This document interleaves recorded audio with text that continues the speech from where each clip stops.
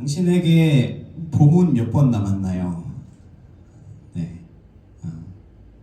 당신에게 봄은 몇 번 남았나요? 우리 어르신들 슬퍼하지 마십시오. 이 말이 많은 것을 내포하더라고요. 나에게는 봄이 몇 번 남았나.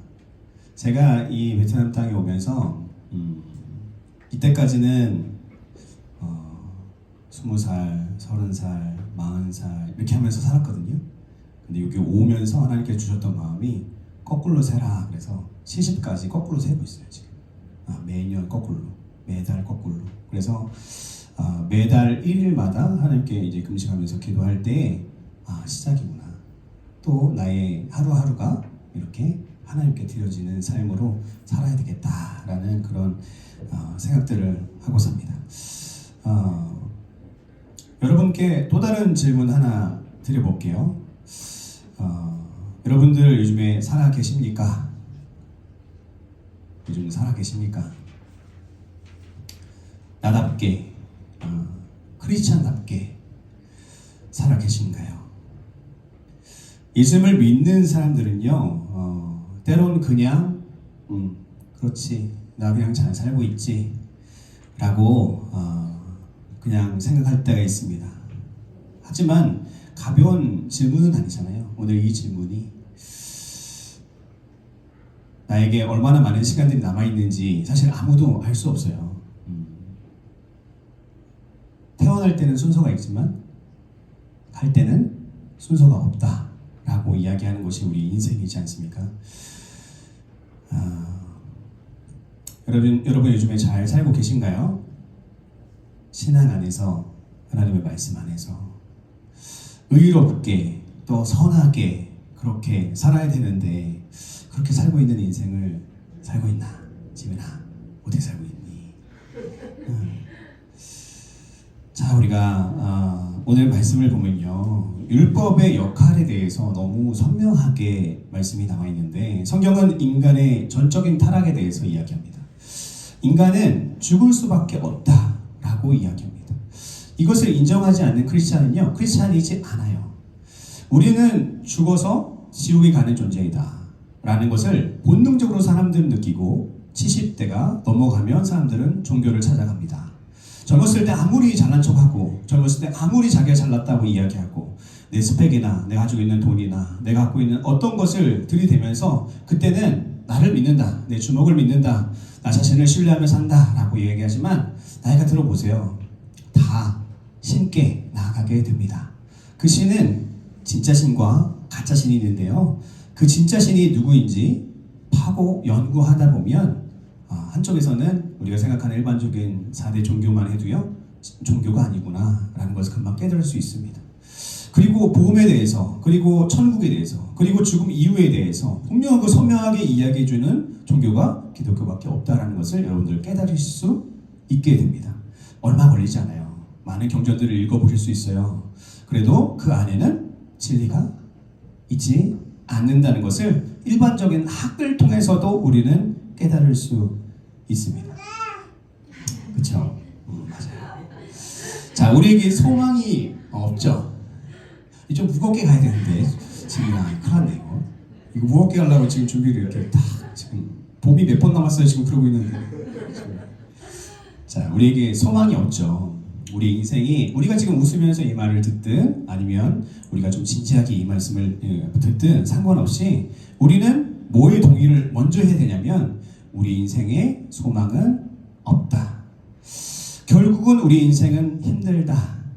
결국은 이 세상의 삶은 그저 그런 삶이다 라는 것을 동의하셔야 됩니다. 이 동의는 그냥 우리가 인생이 그냥 그러니까 그냥 이렇게 살다가 가는 거지 큰 기대하지 말자라는 것이 아니라 내 인생에는 소망이 없고 내 속에는 하나님의 의가 없으니, 내가 하나님을 알 수 있는 가능성이 없으니 어떻게 해요?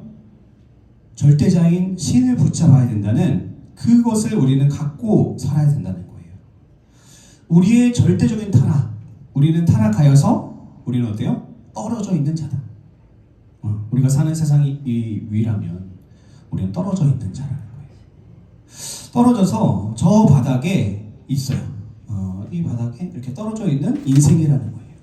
우리는 이런 인생. 저 바닥에 바닥에서 뭘 해야 될지를 잘 몰라요. 저 바닥에서 내가 어떻게 살아야 될지를 잘 모르는 거예요. 그래서 하나님은 우리에게 소망을 주십니다. 그 소망이 뭐냐면 율법이었어요. 하나님의 율법을 통해서 우리가 구원을 받을 수 있다. 하나님의 율법을 따라 사는 사람이 하나님께서 기뻐하시는 자가 될 수 있다라고 첫 번째 소망을 우리에게 주십니다. 우리의 23절 말씀 한번 보면요. 모든 사람이 죄를 범하였음에 하나님의 영광에 이르지 못하더니. 여러분 너무 많이 들었죠, 이 말씀. 모든 사람은요, 나를 포함한 모든 사람이에요. 나 배제하고 자꾸만 이렇게 하면은 큰일 나요. 목사님들 기도할 때 우리 성도들을 위해서 기도합니다. 이러면 큰일 나요. 목사님 빼고 하면 안 돼. 우리 성도들 회개하게. 큰일 나요. 저부터 회개해야 돼요. 그렇죠? 하나님의 말씀이 누구에게 먼저? 전달자에게 먼저. 그 다음에 성도들이 함께 그 말씀을 통해서 움직여져야 된다는 거죠. 모든 사람, 내가 죄를 범하였음에 하나님의 구원을 받을 수 없다. 이것은 뭐예요? 죽음 이후에 우리에게 천국이 없고 지옥밖에 없다라는 거예요. 죽으면 영원한 지옥에 간다는 겁니다. 그것을 알게 해주는 것이 뭐냐면 율법이래요. 오늘 말씀 보니까 율법. 성경에 우리가 지켜야 한다고 수없이 듣고 또 말씀하고 계신 그 말씀. 율법은 뭐예요? 20절 말씀 볼까요? 20절 말씀. 한번 우리가 합심해서 한번 합독해 보겠습니다. 시작. 그러므로 율법의 행위로 그의 앞에 의롭다 하심을 얻은 육체가 없나니. 그러니까 율법을 지키는 것, 그것을 통해서 우리가 구원을 얻는다고 생각해요. 아직도 우리 안에는 그냥 뭔가 이렇게 아무 생각 없이 하나님이 사랑이십니다. 아멘. 그런 거 아닌가도 중요하지 않아요. 그냥 얘기하면 아멘이 나오는 그런 성경 구절들이 있어요. 그런 성경 구절을 얘기하면 그냥 우리는 아멘하고 마는 거예요. 그런 게 아닙니다. 그러므로 율법의 행위로 그의 앞에 의롭다 하심을 얻은 육체가 없다라는 거예요. 율법으로는 절대 의롭다 우리가 그렇게 말할 수 없다는 거예요. 율법대로 행하는 옳은 행위 있잖아요. 그죠? 선행, 구제, 어떤 것도요, 우리는 그것을 통해서 의롭다 여김을 받을 수 없다. 이것이 결론이에요, 성경이. 율법은요, 우리를 구원할 수가 없어요. 아멘. 맞습니까? 아멘. 자, 이 복잡 좀 약간 다르죠? 약간 다릅니다. 율법은 우리를 구원할 수 없습니다. 그죠? 그래서 우리는 소망이 끊긴 사람들인 거예요. 왜? 하나님이 주신 방법 또한 우리를 구원할 수 없다라는 거예요. 그러면서 20절 후반절에 보니까요. 율법으로는 죄를 깨달으리라. 깨닫게 된다. 율법으로는 뭐 한다고요? 구원을 받게 주신 율법이 아니라는 거예요. 여러분들 오늘 말씀 오해하시면 안 되는 게 이 말씀에 나오는 말씀들이 우리가 지키지 말라는 게 아니에요. 지켜야 돼요. 지키지 않고 행함이 없는 믿음, 신앙생활은요. 그거는 가짜라고 하고요. 예수 믿지 않는 사람들이 제일 싫어하는 사람들이 그런 사람들이에요. 그런 크리스찬. 예수님 믿는다고 하는데 하는 행동 똑같아요. 더 나빠. 제일 싫어하잖아요. 그런 사람 때문에 나 교회 안 나갈래. 그런 사람들이 너무 많아요. 그죠? 우리는 행해야 돼. 하지만 지금 우리가 얘기하는 건 뭐예요? 구원에 있어서. 우리 구원에 있어서 우리가 이 말씀을 나누는 겁니다. 율법으로는 죄를 깨달음이라고요. 우리에게 율법의 역할을 정확하게 말씀해 주시는데요. 율법은 뭐 하는 거예요? 우리 죄를 깨닫게 해주시는 거야. 네가 이런 법들을 지키면 구원받을 수 있어. 선해져. 정의가 너희에게 있을 수 있어. 그런데 이 말씀을 너희가 지킬 수 있니? 네가 지킬 수 있니? 너의 능력으로 지킬 수 있니? 한 말씀만 우리가 대표적으로 예수님께서 구약의 모든 말씀을 갖고 와서 하시잖아요. 형제를 보고 짜증나. 왜 저래? 죽였어 이미. 우리 살인한 거래요. 이것이 하나님의 말씀이잖아요. 그러니까 어떻게 해요? 우리는 살인하지 말라. 이 말씀 하나 지킬 수 없는 존재라는 거잖아요. 거짓말하지 않는 거. 여러분 미국에 굉장히 유명한 신학자가 전에도 제가 수요일 때 한 말씀드렸는데 거짓말을 자기가 안 한 목사님이고 신학자고 하루 종일 말씀 묵상하고 암송을 그렇게 열심히 하고 학생들을 맨날 신앙으로 가르치는 목사님들을 가리키는 그 신학자가요. 그 목사님이 거짓말을 하지 않기 위해서 하나 장치를 만들었대요. 뭐였냐면 고무줄을 10개를 꼽는 거야. 오른손에다. 그리고 작은 거짓말 혹은 내가 내 어떤 과거의 어떤 이야기들을 보태서, 그것도 거짓말이죠. 넓은 의미에서. 그럴 때마다 고무줄을 왼손에 하나씩 옮겨 갔대요. 하루가 다 가고 나니까 대부분의 고무줄이 왼손에 있더래. 우리의 삶이 깨끗한가요? 아니요. 우리의 삶은 아까 얘기했지만 죄로 인해서 죽을 수밖에 없는 인생이라는 것입니다.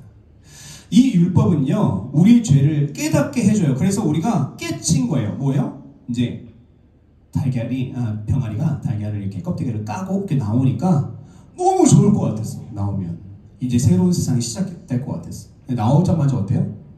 바람은 차고요. 빛은 너무 밝고요. 엄마는 어디 있는지 나 좀 열 때 좀 이렇게 콕콕콕콕 해주면 얼마나 좋아요. 도와주지도 않고요. 짜증나는 것밖에 없는 거예요, 인생이. 병아리가 나와서 삐약삐약 하는데 이렇게 좀 이렇게 바닥바닥 하는데 바닥은 깔끌깔끌하고요. 뭐 이렇게 좋은 게 없어, 세상이. 원망투성이에요. 감사가 없어요. 우리는 우리의 마음 가운데 이 죄성 때문에 우리는 뭐예요? 계속 원망하는 거예요. 이 원망의 대상이 누굽니까? 나죠.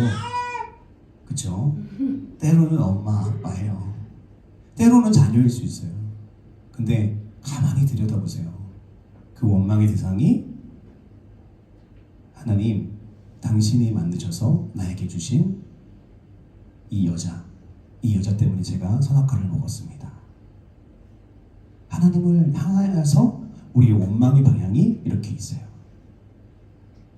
하나님, 왜 나에게 이런 일이 이루어지죠? 이렇게 얘기하잖아, 크리스찬들은. 하지만 내 마음이 그 방향으로 진행됩니다. 우리는 인생은 그래서 그냥 아이들 표현으로 폭망했어요. 폭망이에요. 그냥 끝났어. 우리는 우리 인생을 망쳤어요. 몇 번의 봄이 남았냐, 뭐 이런 질문, 뭐 요즘 잘 살고 있냐, 이런 질문 별로 그렇게 크게 의미 없어요. 우리는 그저 그냥 한 50년 더 살다가 죽으면 그냥 지옥 가는 거죠. 뭐 재활용도 안 되는 그런 인간들인 거예요. 하나님께서 우리에게 다가오셔서 그런데 이렇게 한마디 하시는 거예요. 재영아, 그런데 네 안에 내가 답을 줄게. 두 번째로 그래서 오늘 말씀에 답을 주시는 그 메시지가 21절, 22절 말씀에 있습니다. 21절 제가 읽어드릴게요. 이제는 율법 외에 하나님의 한 의가 나타났으니 율법과 선지자들에게 증거를 받은 것이라. 율법 외에 613가지를 지켜야 구원받거든요. 613가지가 아니라 63가지도 우리 지킬 수가 없어요. 그래서 이 율법 외에 하나님께서 한 의를 우리에게 허락해 주셨대요. 22절 말씀 보니까요. 한번 같이 읽어볼까요? 시작. 곧 예수 그리스도의 믿음으로 말미암아. 아멘. 여기까지요. 이제 율법 외에 하나님의 한 의가 나타나셨어요. 그 말씀이 뭐라고요? 예수 그리스도라는 거예요. 우리를 구원하실 분은 오직 예수 한 분밖에 없으시다는 거예요. 옛날에는요, 제가 어렸을 때만 해도 오직 예수란 이 말을 진짜 많이 했던 것 같아요. 오직 예수, 오직 예수. 지금 어때요? WCC나 뭐 비슷한 이런 단체들이 뭐예요? 오직 예수 아니어도 구원받을 수 있다, 이런 얘기들을 하면서 교회를 자꾸만 이렇게 현혹시키죠. WCC 반대 찬성 뭐 있을 수 있어요. 근데 일단 저는 반대할 수밖에 없어요. 왜냐면 구타하는 무당 나오고 신부님 나오고 스 나오고 저기 뭐야 목사님 나오고 해서 같이 이렇게 뭐요? 기도해요. 같이. 일단은 좀, 그리고 구원은 모든 종교에 다 있다. 우리가 다 다른 길로 가지만 결국은 한 길로 간다. 이런 얘기를 하고 있기 때문에 동의할 수는 없어요.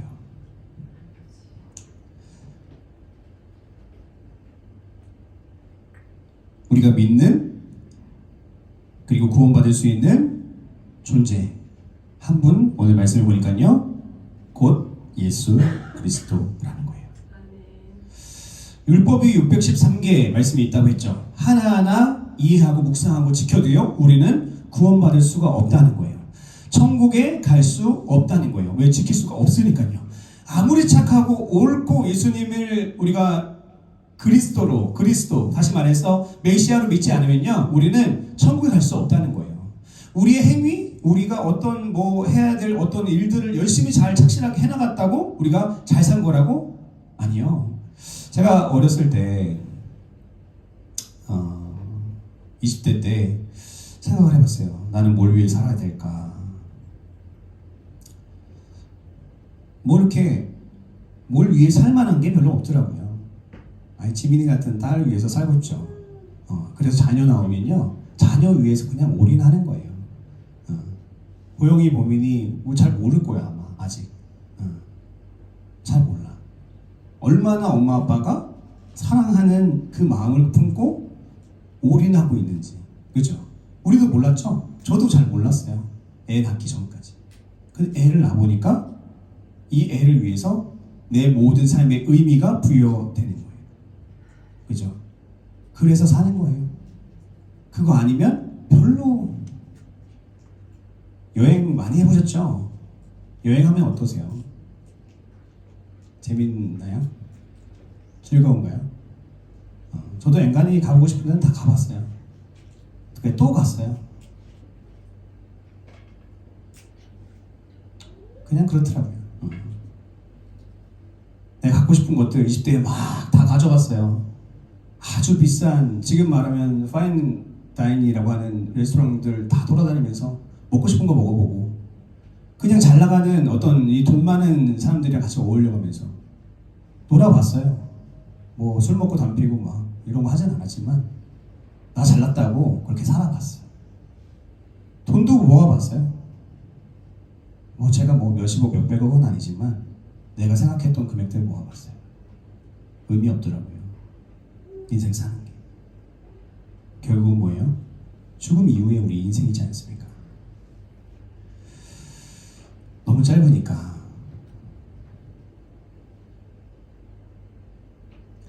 예수님을 그리스도로 믿는 믿음, 여러분들, 이 믿음은요, 16세기 종교 개혁의 가장 중요한 아젠다였어요.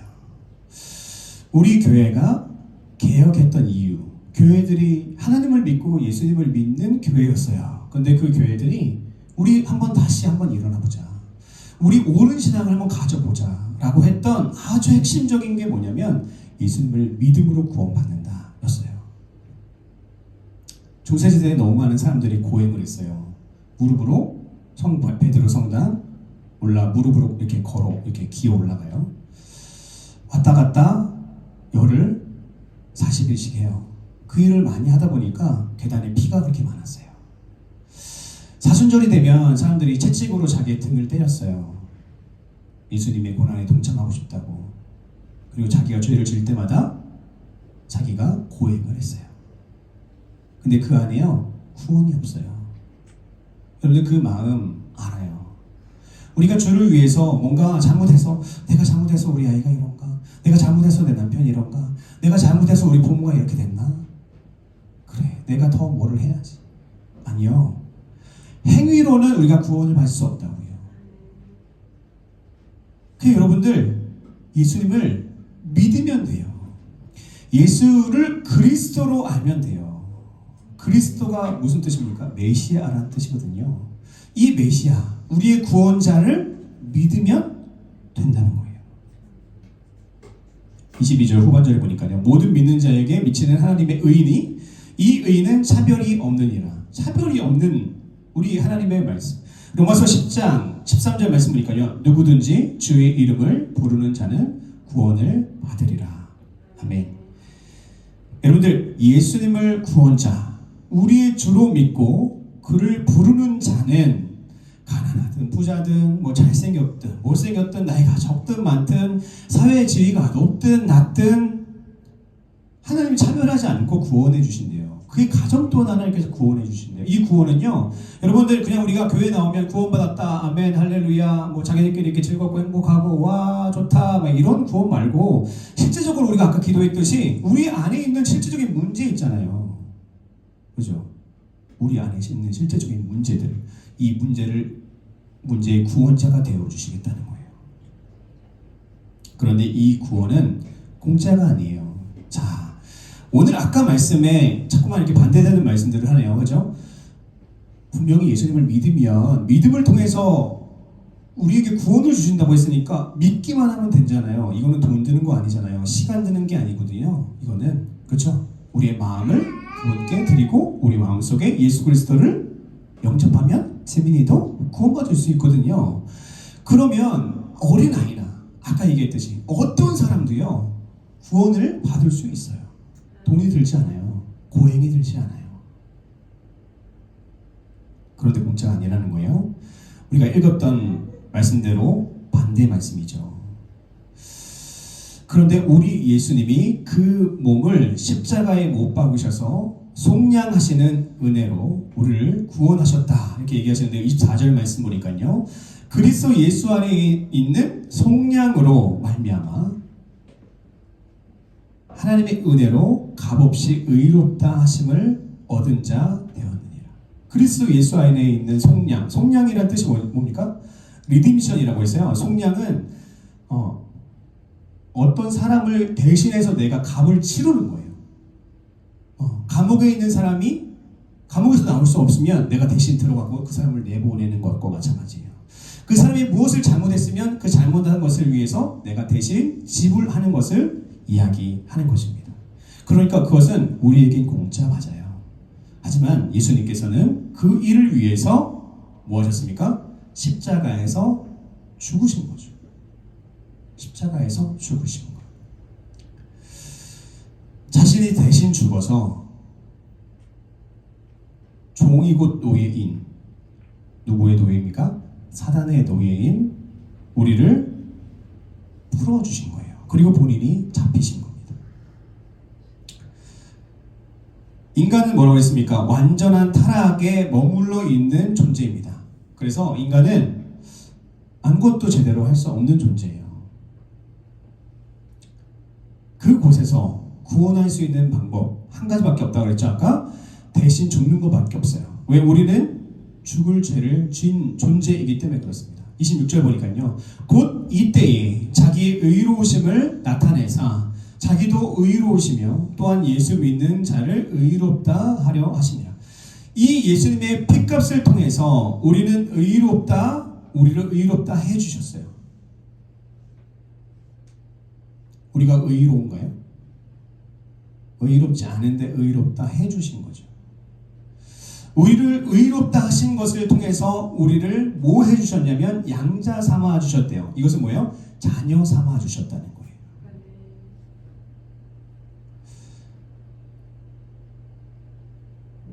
우리를 양자 삼아 주셨다는 것은 모든 것을 다 해주신 거나 다름없어요.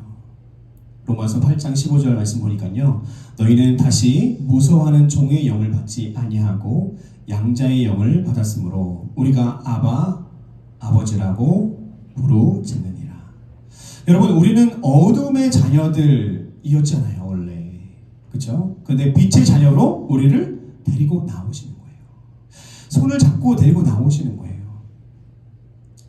하나님을 아버지, 아빠라고 부를 수 있는 아들, 딸이 된 것입니다. 이것을 통해서. 그러니까 죽어서 지옥까지 않게 된다는 거예요.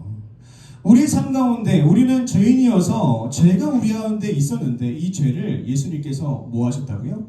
담당하셔서 우리 안에 있던 이 죄가 옮겨가셔서 우리에게 죄가 없어진 것입니다. 이 죄가 없는 존재는 천국에 갈 수 있는 자격을 얻어요. 그래서 우리는 하나님의 자녀가 됩니다. 빛의 자녀. 그래서 우리는 어둠에 거하지 않고요. 이제는 두려워하지 않고요. 이제는 행복할 수 있는 거예요. 좋은 거예요. 평안한 겁니다. 왜요? 두려울 이유가 없으니까요. 죽음 이후에 우리에게 지옥이 없으니까. 여러분, 예수님을 구원자로 믿고 주인으로 영접하면 죽을 수밖에 없는 우리의 죄인의 신분에서 자녀의 신분으로 이제는 바뀌게 됩니다.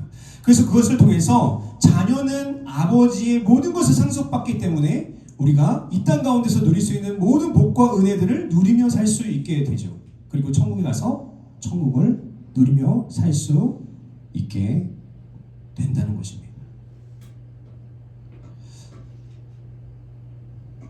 여러분들, 혹시 여러분들 중에 구원의 확신이 없으신 분들 계실 수 있죠. 우리가 기도하면 좋을 것 같아요. 구원의 확신이라는 것이 우리에게 정말 중요하거든요. 예수님을 믿는 사람들도요, 구원의 확신이 있으십니까? 그러면 아멘. 한 번 더 물어보면 아멘. 두 번, 세 번 물어보면 아멘을 하지 못하는 많은 크리스찬들이 있어요. 이 시간에 우리가 한번 기도했으면 좋겠습니다. 이제 기도할 때에